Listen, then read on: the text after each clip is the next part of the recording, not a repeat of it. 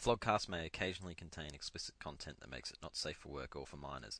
It also doesn't provide an excuse to use the same words on Bay 13. Normal big footy rules still apply.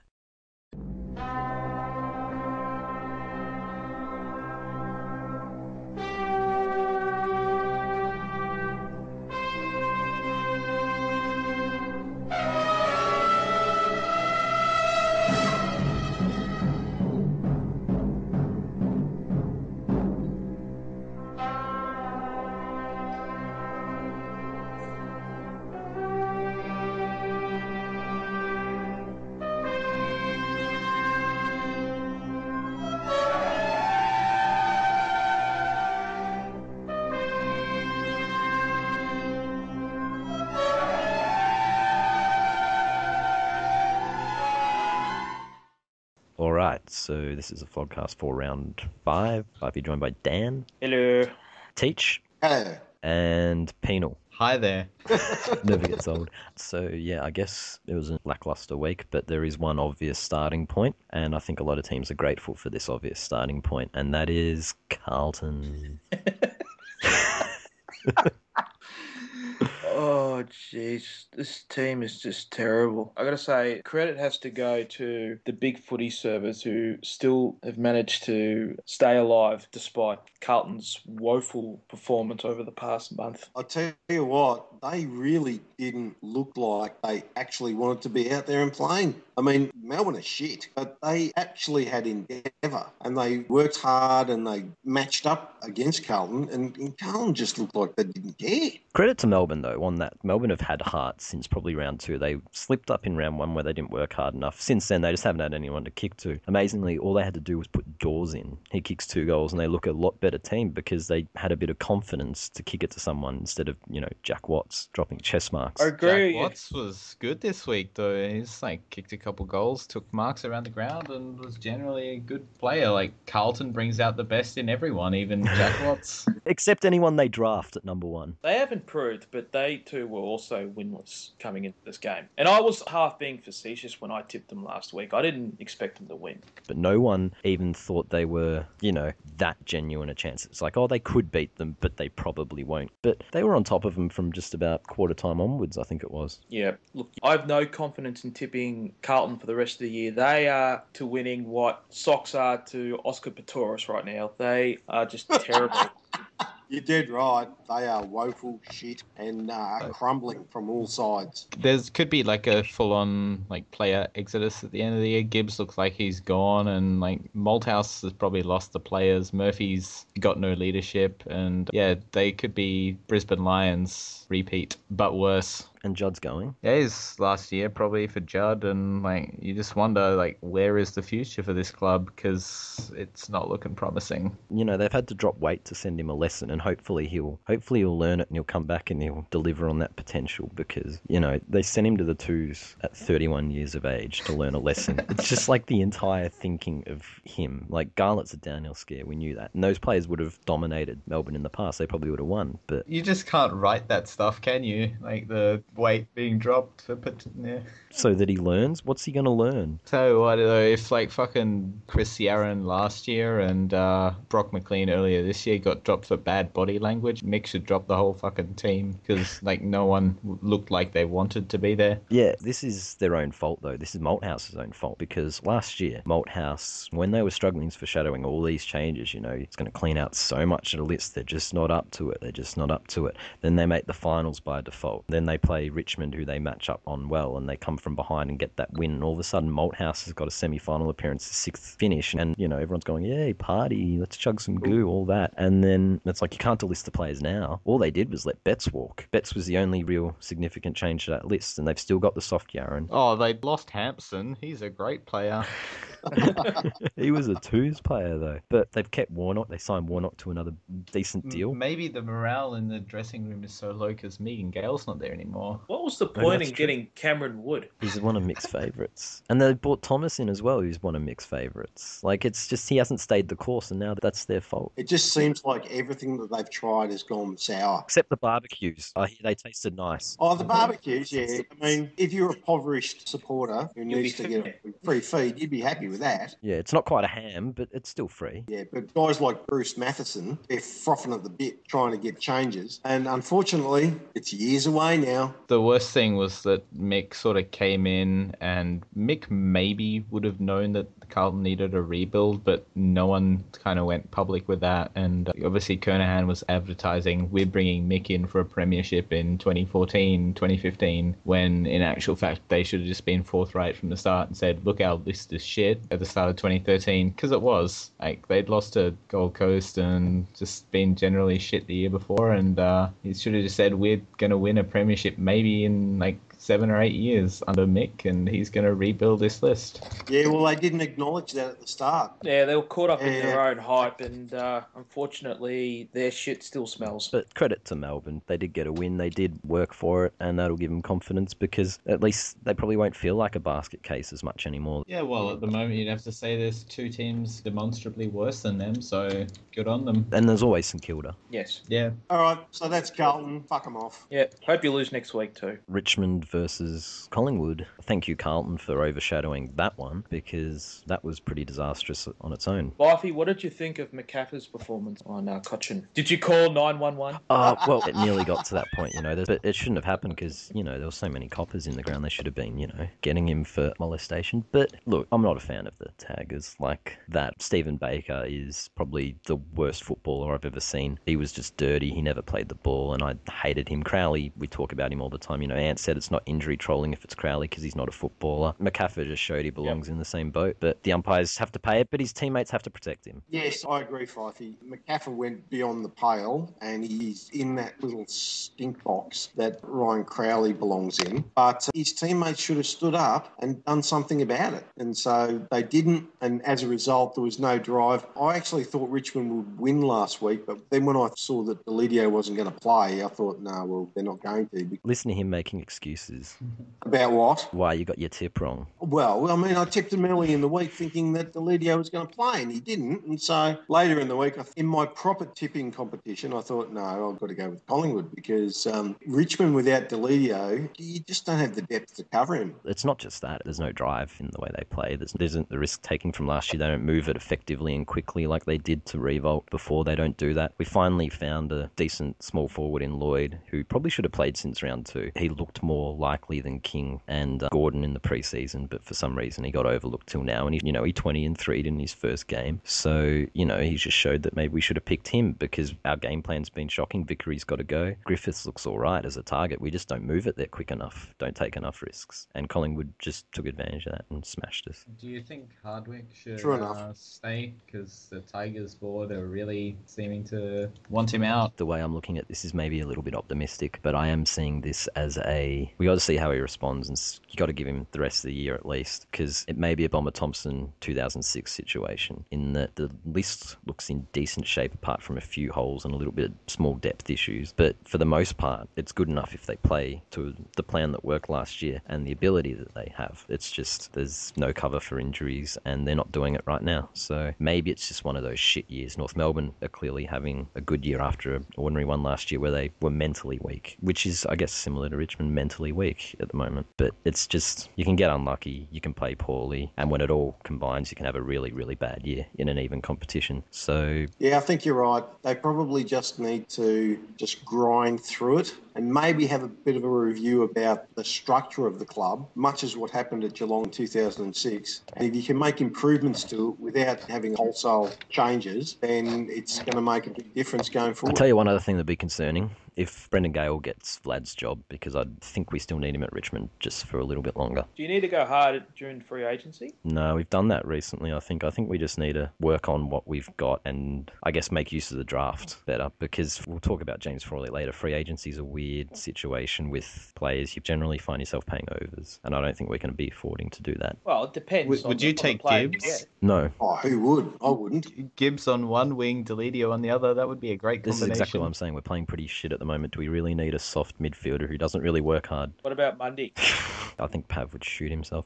But do we want to talk any more about Richmond Collingwood? Where the hell is the KFC boy? We haven't seen him for 4 weeks. Where is he? Yeah, where has he gone to? I mean, he's not been cited in the cheer squad. The Beast ate him. Oh, And the Beast. Has anyone seen the Beast? I was seeing he occasionally, because that individual is usually at the front of the cheer squad. But I think KFC boy is sort of hiding himself a little bit. He's probably got the hoodie on, or he's no more onesies, no more throwing bits of chicken on the ground in disgust, or He's eating it instead. yeah. All right, we'll move on to another team that can thank Carlton for the blowtorch not being on them, the Bryans, who lost by 113 points to Port. Jeez. They got fucking hammered. I watched a little bit of that game and I listened to a little bit of it whilst I was driving around in the car. It was a massacre, and poor old Paddles, he's going to be spewing about Jared Pollock and how good he's going at Port Adelaide. He could always play. It was just Brisbane. Well, yes, I guess so. Yeah. The sad thing was that Leuenberger went down. And Pierce. Yeah, and they were undermanned, away from home, and nowhere near the level of capability that Port Adelaide were. And Port Adelaide were one of many teams who came off a pretty ordinary week that came out firing this week, and they just made them pay. Poor old Bryans, looks like they're heading for a spoon. Well, there's always Carlton. There's always Carlton, yes, so it's going to be probably fought out between Carlton and the Bryans, but they're in a bloody awful place, the Bryans. Brisbane have actually set a record so far this season with 4 rounds. They have not won a quarter. Really? They have not won a quarter all year. Jesus. And they have played some What? good teams in Geelong and Hawthorn, not winning a quarter, but they've also played the Gold Coast and Port Adelaide. And you'd think they'd sneak a quarter somewhere in against one of those teams. Well, you're not going to win much games of footy if you're not going to win any quarters, are you? Yeah. That surprised me Genius, because Dan. they Absolute played genius. very well against the Hawks and kind of were in the match towards the end. But to not win a quarter in that game, wow. Well, they're completely fucked then. They're injury ravaged. Their list has been fucked by an exodus, and it wasn't all that good to start with, probably. And Brown's struggling too. But yeah, do we have anything else on that game? No, I didn't watch it. I didn't see much of it. I was watching the other game and just watching the score go up and up and up and up. Unfortunately, it didn't quite go up to 119. Yeah, Schultz kicked 7, Brisbane kicked 7. That basically sums it up. It's probably too early to say, but do we think Port Adelaide are playing better footy at the new Oval compared to Amy Stadium or whatever it's called? They're making it their own a little bit. Yeah. So I don't think it's got anything to do with the new ground. I just think it's got to do with the fact that they are a maturing football side who are turning into a really great football side. So Yeah. that's all it is to it. They can play anywhere, except they can't beat the premiership favourites. No, of course not. If the roof was Yes. open, then they would have won Port. Well, we'll get back to that. But this was probably the best game of the round, was GWS Bulldogs at the Sandpit in Canberra. Beach footy. Yeah, it was. What the hell? Why did they put so much sand on the... It was something to do with the Shield final, I think. Honestly, I have no clue. But they covered it in sand. It was pretty windy up there too. The wind favoured one end of the ground, and the GWS got off to a good start, but the Bulldogs pulled them in. And I think in the end that it was just the Bulldogs' extra skill level that got them over the line compared to GWS. You're going to have to be worried about GWS when you play them at their home ground this year. They train there, they're used to being there, but when they go away from there, it's going to be difficult for them because they're still young. The thing that I noticed about that is it was just like the St Kilda game. If they had a bit more killer instinct, the Giants would be 4-0 because they had that lead in the third quarter and they were pushing and they kept pushing with about a 20-point lead and they just couldn't get that run of goals a lot of teams do get. And then just like St Kilda did, late in the third quarter, both the Bulldogs and St Kilda took charge and both ran over the Giants when the Giants probably could have put up leads that wouldn't have got bought in or would have caused the Dogs maybe to drop their heads. And that was the one thing I noticed out of that they're still a bit young in that regard. Robert Murphy, he looks like an accountant, but he can play footy. Yeah. Well, I already told you, he looks like your ugly auntie. Can't get a root. Let's move on to Geelong and West Coast at the shithole. Teach. Don't call it fucking shit up. It's a brilliant place. It's damn well a test. It's a great place to watch football. And the poor old West Coast, not only did they have their captain out and key forward out, so they had Glass out and McCrae out. They had to sub Matt Rosa before the game because he was sick. So they came in with no one. And we toyed with them like a fat cat that didn't need to eat anything with a sick mouse that we're going to eat it tomorrow, but we're just going to slap it about a bit. So Hawkins toyed with Rosa. Well, no, Rosa didn't play. Can you listen? Okay, but you said fat cat. So that's clearly Hawkins. You just said Fat Cat. Yeah, that's Tom Hawkins, mate. Yeah, shut the fuck up. So who was the sick mouse? Who's their small player? The sick mouse was the West Coast, and we just played with. We should have won by a lot more. Oh, you're not being literal. Is there some kind of metaphor in there somewhere? No. What I was trying to say An is entire that team? Wait, hang on. The fat cat isn't Hawkins? no, it's the whole fucking team. Oh, that makes sense because I don't know why Hawkins would not want to eat his food. Yes, so we just slapped them about like a fat little mouse that we didn't want to eat tonight, but we were going to eat in the next 24 hours because we should have won by more. And there was a fair bit of wastage of the ball by Geelong. They just showboated a bit and let the West Coast off the hook, and the poor old West Coast, who are really undermanned and didn't have anywhere near their best side in, they got smacked by 70 points, but it probably should have been 100. They were just keeping the ball away from Hawkins because, like you said, he wasn't eating the team, so he probably would have eaten the ball if it came near him. They didn't want that. I think we'll move on because that's just about everything on that game. We will go to the other game on the Saturday night, which was played up on the Gold Coast. Hawthorn won by a lot, just like Geelong did. And the Bay 13 favourite apparently has been caught out with his sign. That was the most prominent thing in that game. Who's the Bay Target. 13 The favourite? target man, Acker. Les Norton. Really? Seriously? Yes, with the target, just in case the players don't know where the goals are, standing behind there, moving around from side to side. What gave that away that it was Les? I believe Lord Flashart sold him out. Oh, serious. Mm. I did see a pic on Bay 13 of the target boy with a massive set of tits and a revealing bra. That's the joke. So that's where Les comes in. Yes, because he's the wharf up on the Gold Coast. Oh, Yeah, okay. so what did we think of the target man? Well, he must have worked because, like, Gunston kicked 5 straight. He got a 20-5, which was good. And Gunston kicks straight every week, though, I reckon. No, it was 3 goals 5 from set shots going into this one, and obviously 5 straight this week. So good result from the target man. Just another easy win for Hawthorn on the road. Yeah. So target man is employed by the club, is he? No, I think he's more like you, Teach, in that He's freelance, but he thinks he's doing the win of the club. yeah, he thinks he's involved and he's all part of it. And he was high-fiving when they kicked the goals because the commentators couldn't shut up about how close the ball was going at the target man. And, he must have been feeling pretty pumped, like you do, Teach, when you do all your chants on the boundary, But anything else on that game, Hawthorn did away with them pretty easy. Ominous once again. Bring on next week. Yeah. Moving on to Sunday's game. Does it say a lot of how far Sydney have fallen? No, it says something about the premiership favourites. No.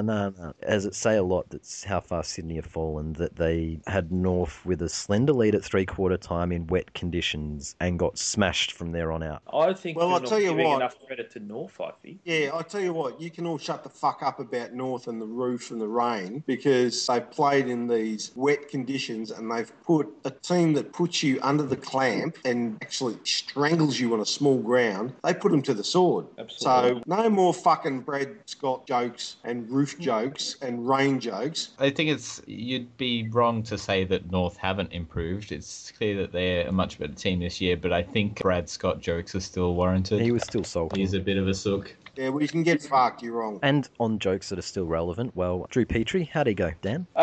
No apology required this week, although he couldn't really be judged fairly given the appalling conditions that were. How many did Aaron Black kick? 3 goals, Fyfie. yeah. I'll give you this, And though, Drew, Pete. Drew Petrie kicked more goals than Mr. 13, who's on 10 mil. Yep, credit to Petrie. He won what I sort of saw as the battle of the dud forwards. So does this mean And, Sydney's not going to make the 8 now? No, this means Sydney will make the 8 because he only got the one or less.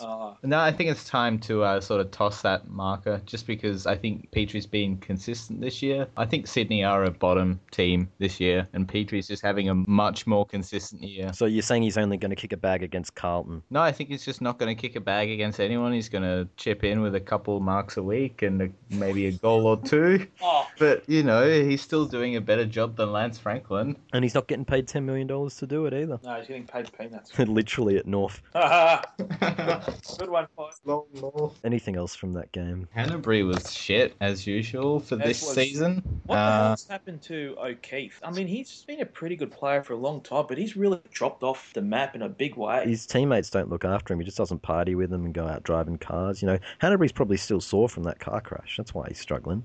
He's still grimacing. Oh, he's Who's fucking that? sore from No something doubt. else. In all seriousness, North were impressive in the way that they won that game. Look, even Nahas got on the board, so they must have been playing well. Well, when I heard you pick Nahas, I thought you were going to I thought you were going to lose. Well, But yeah, Sydney are just another team, just one of many teams this week that can thank Carlton for the fact that no one's talking about them. St Kilda got brought back to earth by the Crows in a big way.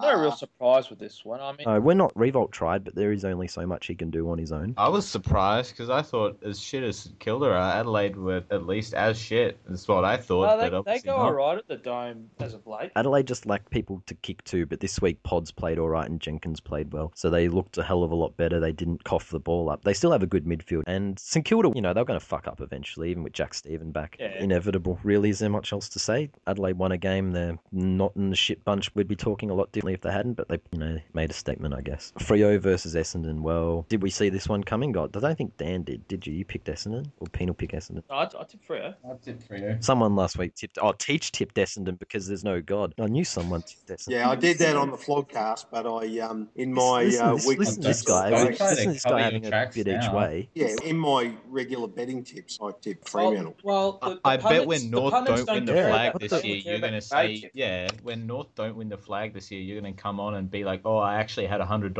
on Hawthorn to win the flag, or Fremantle, or whoever ends up does winning the flag. You're just going to... I'm never going to put $100 on Hawthorn for fucking anything, other than if I could walk into the bookies and go, can I put $100 on Hawthorn supporters shitting me off more than anyone else on the planet, and what odds can I get on that? And I would. You can actually bet on them missing the 8 or missing the 4. Oh, well, what dickhead's going to do that? Bobby. Anyway, back to Essendon, Fremantle. Oh, it's no real surprise really with Essendon's laid outs and Fletch and Chappie. Essendon's Two legends. two legends, yes, and Goddard getting injured during the game. I mean, He's another Essendon legend too now. oh yes. So I mean, there's no real surprise with the result. Essendon will just reload again next week. Fremantle were always going to come out and smash them. I reckon they went over expecting to lose, and so they just rested the older players. Yeah. Fremantle were always going to breathe fire, and they really nailed them. And Fremantle, they had outs as well. They got a few back. They got Zach Dawson back, and Yeah, he's Zach Dawson. He was the difference. oh yeah, apparently McFarlane had a huge game. I didn't watch much of it, but Yeah, he did. He was very good. they put him to the sword as Fremantle can do, and I guess we can write their Hawthorn game off as part blemish and part that Hawthorn, based on everything we've seen, are very, very, very good. Since we've vaguely been talking about Hawthorn, we will move on to this week. Jeff Kennett has come out and said that Hawthorn should be looking to secure their future, and the only way to do that is a permanent relocation to Launceston. So Penal, we will start with you on that. Oh, I've just got to hit this one on the head straight up, and sort of just because Kennett said it doesn't make it relevant. Like, he's no longer involved with the club, and I'm sure you guys will all remember him saying we should sack Clarko. But so he's not 12 always months he's not ago. always right. Well, Wait, hang on. He's not Yeah. always right. He's Yeah. not always right, because he Okay, said because didn't he say you have a mental edge over Geelong? So is that bullshit too? he's not always right, is what all I'll say. He got one really wrong last year. He said Clarko should be sacked, and obviously Clarko went on to keep his job and win the flag, and I'm glad we didn't listen to Kennett then, and I see no reason why anyone in any position of power at Hawthorn is going to listen to Kennett now. No, you need to get on the fucking Spirit of Tasmania and fuck off to Tasmania. And get the fuck out of Victoria and just live your sorry lives down there in the Apple Isle. It's a lovely place. You'll love it down there. Look, they've been flirting with it for so long. Just get it over with, okay? Mate, there's more Yeah, chance yeah, of it's a Geelong beautiful- fucking relocating down there when the town shuts down, because the Ford place is closing down, and Get the fuck over Ford, mate. They can move somewhere else to some other regional place. What have you got Ballarat. against Tasmania, Penal? Yeah, what do you got against Tasmania? Good enough for North. Place. It's a beautiful city. Yeah. Yeah, fantastic. good enough for North is an oxymoron. It's like saying it's good enough for, I don't know. There you go again. I mean, you No told- respect. This is the state that keeps your club as financially well Afloat. off with the massive sponsorship and the name on the jumper and all those home games. That's the reason Hawthorn win flags is because of the support of Tasmania. And you're just saying it's not a desirable place? No, I never said anything of the sort. I'm just saying we shouldn't listen to Kennett on this one. I've got nothing against Tasmania, just saying our club is Hawthorn and it will always be Hawthorn. Except when it's Tasmania and it says Tassie Hawks on the scoreboard and Tasmania on the jumper and all that. I mean, you'll still play 4 or 5 games in Melbourne each year. Yeah, like Brisbane. And then if you don't, you can complain like Paddles does. Yeah. You could have a change jumper. You could actually have the Tasmanian state jumper, that green Yeah, jumper no more with piss and the poo. map of Tassie on the front. Well, some shit is And- great if if you. Yeah. That'd look good, and so you get away from the piss and poo, and you get a really, really solid home ground advantage. I can't see why you wouldn't do it. Seriously. Yeah. I think it makes sense. Yeah, absolutely makes sense. And he's got no answer, so he knows we're right. I'm not going to indulge your stupidity. Wasn't expecting to be fucking grilled this hard, I must say. Well, it is shitfight week, after all. Moving on from Hawthorn to another relocation, a little bit different. This one's, I guess, securing their future. But St Kilda, well, they've had enough of Seaford. They're looking to move to the Junction Oval if cricket move back there and they get that upgrade. So obviously, the players have revolted over the coffee situation. And yeah, St Kilda looking to come back to St Kilda. Well, this will just confirm all that we're hearing, that, the players hate it, yet they've all said publicly, oh, no, we love it down here at Seaford. It's close to the St Kilda nightlife, Bookers don't talk, they don't call up newspapers and take photos, St Kilda's got to be thinking about that. Yeah, Caro wrote this article about how pissed off the players are going down there and how it's just like a really amorphous sort of location with no signage, and they've got a fallout with the local council. So they do need to come back to either the Junction Oval or Moorabbin, but they're going to face a multi-million-dollar payout for breaking their lease with the council down there. So just another fuck-up by St Kilda. It is a bit of a fuck-up, the whole Seaford situation, and Finnis has been in charge for how long, and they're already looking at moving. Just says a lot about St Kilda and how they've been run. What if this is just a giant ruse to prepare for St Kilda's imminent move and New Zealand? removal to fucking New Zealand? the country? Yeah. Yeah, well, all of a sudden the Victorian situation's just, Hawth to Tassie, St Kilda in New Zealand, and 8 clubs in Victoria. Well, couldn't get any worse for St Kilda, so they could go to fucking Papua New Guinea, it wouldn't matter. All right, well, it is Easter week, so Good Friday football is not on this year. Boo. Yeah, that sucks. But it sounds as though that rule is leaving with Vlad, and next year we'll have a game possibly between North and Carlton. Oh, Yeah. won't that be fucking exciting, seeing where Carlton... Well, you get to see the Premiership team run around, Teach. Yes. Yeah, well, that's true. Premiership Does any- team against Wooden Spooners. How often does that Friday night one usually? It'll be a crucifixion on Good Friday. Would Jesus agree with Good Friday football? I don't know, Penal, what does Spanger think of it? Spanger approves. Excellent. Look, I think we're all in agreement it's got to happen, yes? Yeah, I think it'll happen. I think so. I'd like to see it. I've never been a real advocate for it. I'm not for or against it. But if it means more exposure for my club and stuff, then yeah, why not? Look, it's pretty good to see that North, who have been asking for it for 15 years, appear to be the ones getting it, and not anyone who's come along lately and gone, we want it, we want it. Oh, I you hope watch. not. They'll probably give it to fucking Collingwood Richmond or something. No, we're playing on the Thursday next year anyway. Wouldn't it be funny if they actually gave it to 2 other clubs except for North? North have made enough noise about it. I don't see that happening. And with that Premiership win they're going to have... Well, that's my point. I mean, they've made so much noise. The big backfire, you would... I'd be worried if the new boss of the AFL is Gillen, though, because Hamish will probably get in his ear and be like, oh, do Saints v Demons, and he'll do it.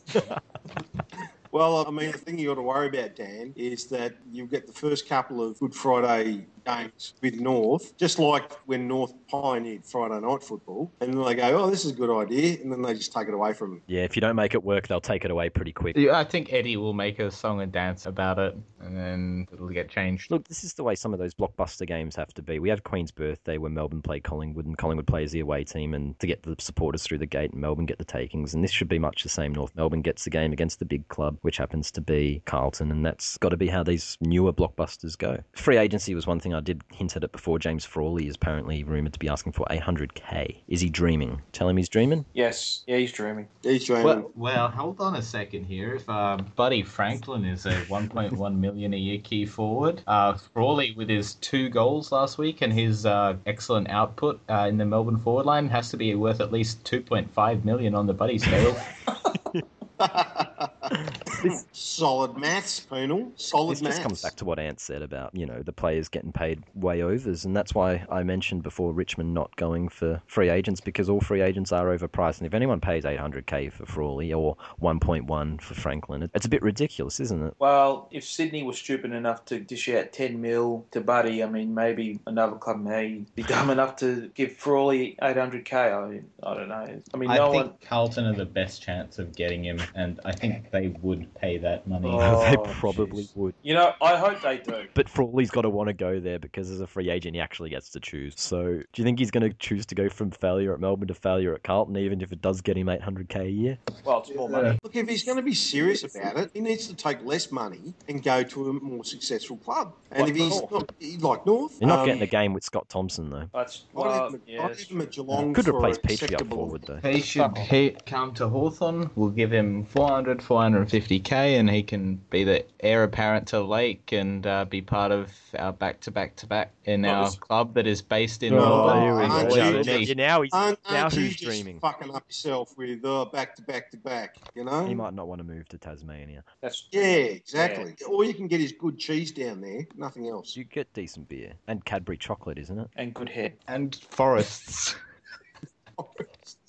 And serial killers. This week, the AFL are finally debuting the names on the jumpers for the players' names. So I think it could be interesting, especially after what Ant told us last week about, Crowley's not the smartest bloke going around. I reckon clubs could be a bit sneaky and, stick the wrong name on someone's jumper who's playing them this week. Sydney, stick Hannah's name on someone else's jumper and Crowley probably follow them instead. But yeah, what are our thoughts?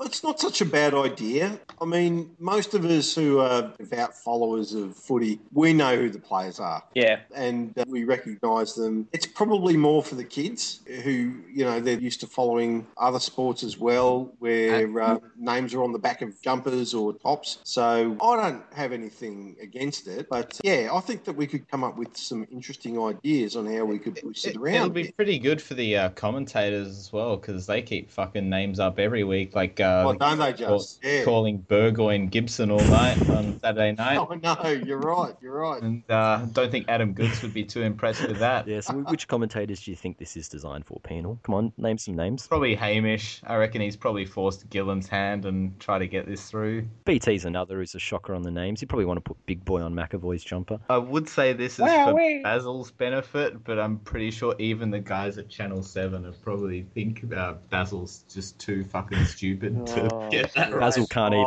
read, I don't think. Basil fucks it up all the time. He wouldn't be able to see the names on the jumpers because his nose would just be in the way.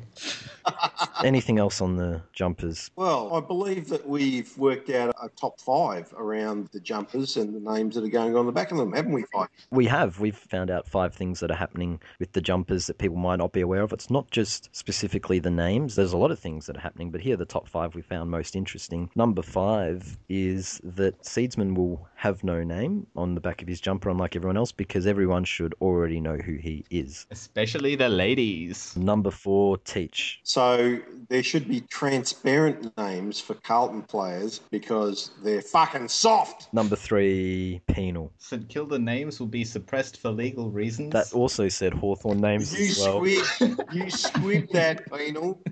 You squib that.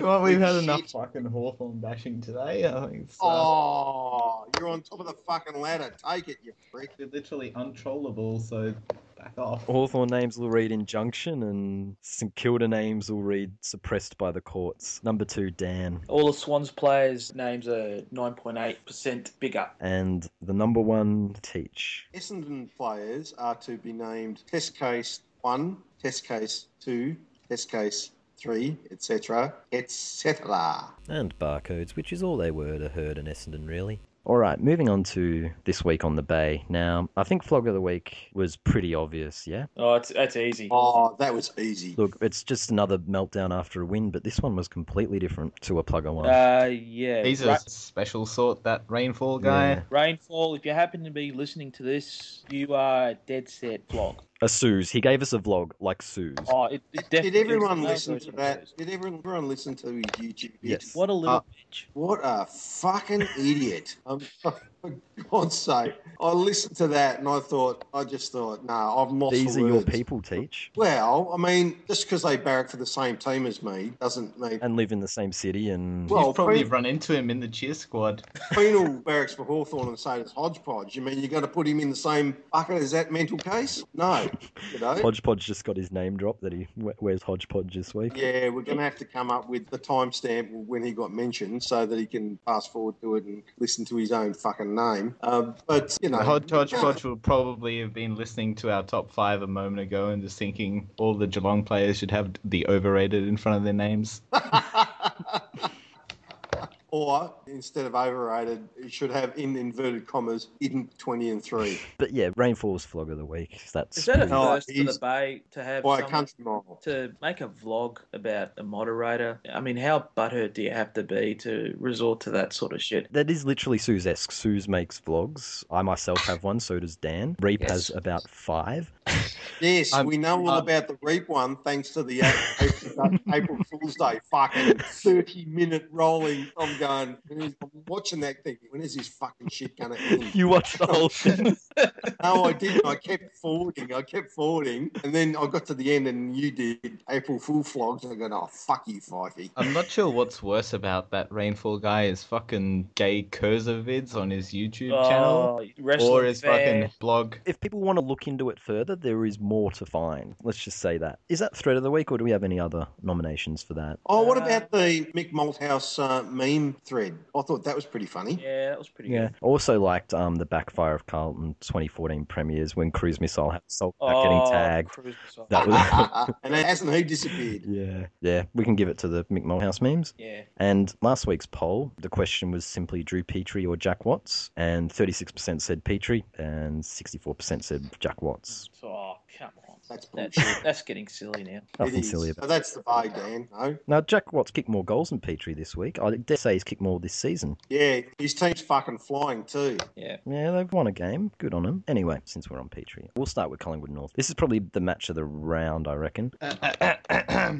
Yeah, all right. It's not the match of the round. It's the second most high-profile match of the round. How do we think of this one? What do we think? North Premiership favourites will get up. Dan, you want to talk about Petrie? Look, as I said last week, I mean, you couldn't judge Petrie a marking forward in the conditions that were presented up in Sydney. You just couldn't. But Aaron It Black just kicked hailed- 3 goals. Yeah, but he's more of a. All his goals that he kicked were off the ground, and none of them were, marking sort of set shot goals that you would get from key position players. Didn't key defensive back who went forward, Heath Grundy, kick 2? Who the hell's Keith Grundy? Heath Grundy, but Plays for Collingwood. no, Well- he's for Sydney. Sorry, Laidler kicked 2. There you go. All right, who cares about that? The Collingwood North game, if it's a dry, weather-perfect game, how many does he have to kick? Give me a number. 2. 2 to rule Collingwood out of the Two? finals. That's all it is. 2 to rule Collingwood out of the finals. It's either 0 to 1 or more. It's either yes or no for finals. That's all the stat is. It's just a guide. This is bullshit. On the game, God, this is actually a hard game to tip because North did pretty well against Collingwood last year in the last round, but that was a dead rubber. So, we may get Zeeble back this week, but we did all right without him against the Swans. So,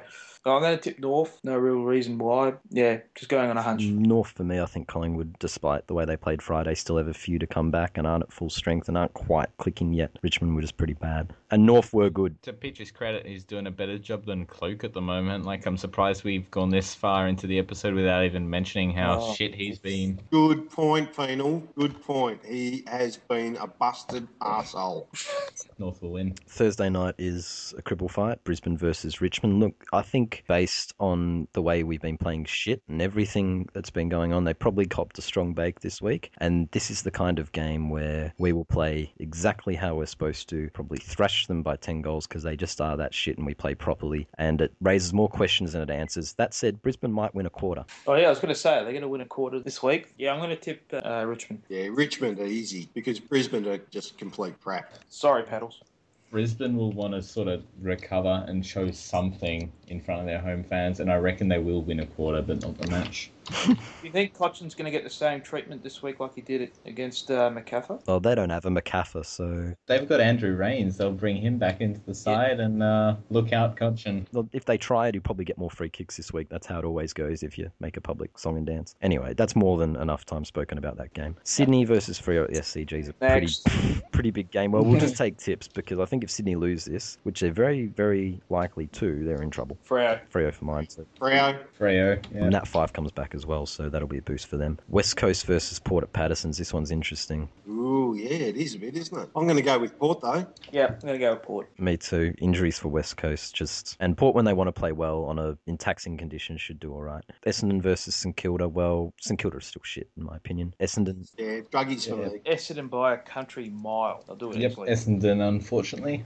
Call them by their proper name, the druggies. Interesting game at Adelaide Oval. Adelaide versus GWS. Adelaide. I think the Giants. Oh, I'm going to tip the Giants. At Adelaide Oval. Well, Yeah. only one team plays good at Adelaide Oval so far. Oh, well, I mean, good on you. You're brave. Go for it. Well, we might just change our tip on the Thursday. Oh, okay. Well, Yeah, if that doesn't suit you well, I'll tip Adelaide then. If you'd asked me a week ago, I'd have said GWS easy, but the fact that Adelaide won by 15 goals against the Saints, even though it was just the Saints, like I reckon Adelaide will win this week. I think the Crows will have a come down, and I think GWS, they're nearly there in that regards to playing 4 quarters football and just being pretty flat on the throat when they, holding it together when it's not going their way, which is what's happened against St Kilda and the Bulldogs. They've just opened the floodgates when the other team's been playing well. If they can lock that down, I don't think the Crows are as well equipped to take advantage of it. So, yeah, GWS. Melbourne, Gold Coast, MCG. Oh, gonna have to go the old cold toe scums, I think. Yeah, Gold Coast. Melbourne, look, they did well last week, but Gold Coast probably a bit too good. And coming off the 99-point loss, they would have cruised it out late in that game as well. And they'll be hungry to win another game, keep their spot in the 8. Conditions might matter. If it's wet, that could help Melbourne. But if it's a dry day, then you've got to think that Gold Coast, with their running and their ball skills, are going to just take it away. I think they beat them in the wet too. But yeah, Dan, Penal. This is a really tough one to pick. It's hard to read the form lines of both teams. I'm going to go Melbourne. It's hard to imagine Melbourne winning 2 games in a row, to be honest, despite their victory against the Blues last week. I'm going to tip the Suns. And the last game on the weekend itself, well, can the Bulldogs make Carlton 0-5? Oh, please do. Easily. Yes, they can, and Yes. they will. I think they can as well. Yeah, I'm tipping Dogs, not with much confidence, because I think Carlton has funny enough, I think they have a stronger team, but Carlton they don't know how to win. They're just deplorable at the moment. I think if they come out the wrong way in this game, Carlton, and they don't make a statement early, stay with them, get in front early, I think the Bulldogs might open them up in a big way, in a hilarious way. But, put down a loss that's worse than the Essendon one, worse than the Melbourne one, just by the way the Western Bulldogs would open. I mean, even if Carlton does win, I mean, the heat doesn't go off them. Not a win against the Dogs. Exactly. Dogs are a bit of a bogey side for them anyway. Like they lost in 2012 and 2013 when the Dogs were really bad. Anyway, that's probably enough on that game. We'll move on to Shitfight Monday, which is Geelong home game against Hawthorn. It's not at the shithole, and obviously it's not in Tasmania either. But look, Eat this a is the dick. match of the round. I fucked up before. I forgot this game was even on. Look, we're going to get a backfire thread either from Alter Rob or Bosk on Monday. One of them's going to have their thread sticky with the nice purple prefix. But yeah, this one should be good, and they all have been of recent times. They've all been close on Easter Monday within, I think, 4 goals. So This game will be Well, yeah, no different to all the others. This will be right down to the wire. It'll either be Hawkins kicking a goal or Jimmy Bartell at the other end. You mean Rioli? Because you said fucking Hawkins or Bartell. Oh, Jesus. The Geelong board would melt so hard if Rioli was kicked the winner after the siren. I think Hawthorn win this. They've been ominous. Maybe they've been softened up by just how well they've played and how easy some of their wins have been, but they're still playing some scintillating footy and they should probably win it on form, but form's not everything, especially with Geelong. Especially in these games, yeah, you'd think Hawthorn will win, and I am tipping them, but who knows what could happen. Yeah, I'm going to tip the Hawks. I mean, they're the best team in the comp. It's hard to tip against them. I'm tipping the Hawks. I love how Teach waits till last when he's got something really massive to say. I'm expecting a smackdown here. And you knew it. I've been massively impressed with both sides, really, because both sides have had players missing, and what you might call second-tier players have stepped up and just performed beautifully. I really didn't think Geelong would get off to this good a start to the season. But Yeah, we really need another week of you Yeah. telling us how you thought they'd lose to Adelaide And and that you'd Brisbane. finish 12th or whatever. Yeah, Teach, give us your Bay tip and your actual professional tip Yeah, as we well. want, for this game, you've got to give us the proper one. Okay, well, how about you just all roll over and suck my fucking cock?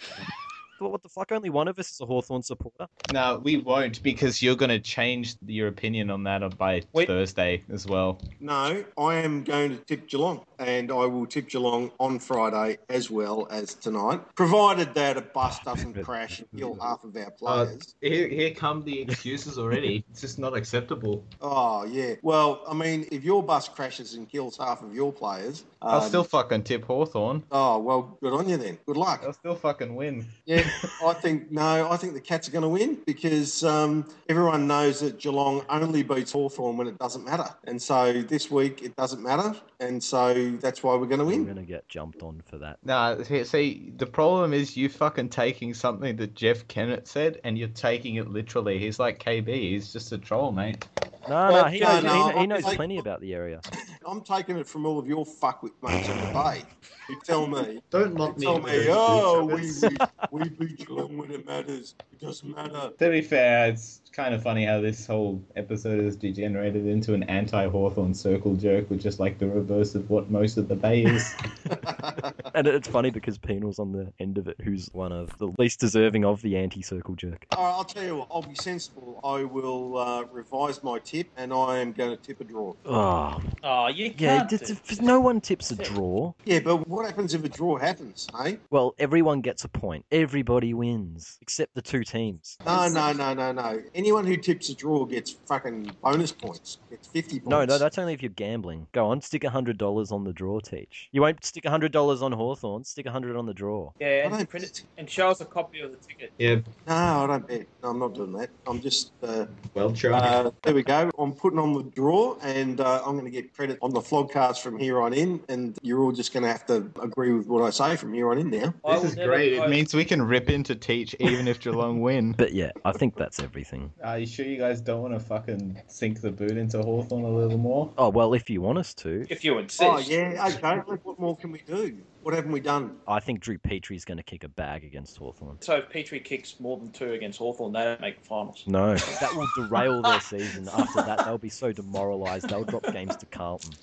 Mate, we could bring in fucking Kiwi Kurt Heatherley, who's going to be a gun in a couple years, to play on Petrie, and he still wouldn't get a touch. Maybe you should stop drafting Kiwis and start drafting Tasmanians for when you move there. The Angry Dwarf is going to get really mad this week, and he's going to lash out against the wall in the coach's box, and he's going to miss, and he's going to actually smash one of his assistant coaches in the face. Hang on, I think I know where this joke is going. I think it's going something along the lines of he's going to throw the punch and he's going to hit something so hard it flies all the way to Tassie like Hawthorn. Yes, correct. That's exactly right. I think we've just about run that into the ground. Anyway, I think that's everything. So this was the Flogcast for round 5. Fyfie joined by Penal, See you guys. Hawthorn, stay in Melbourne. Dan, Good night. and Teach. Good night, and Hawthorn, fuck off to Launceston. Fuck off to Unemploymentville. Thanks for listening. We'll see you next week. Hawkins is fat.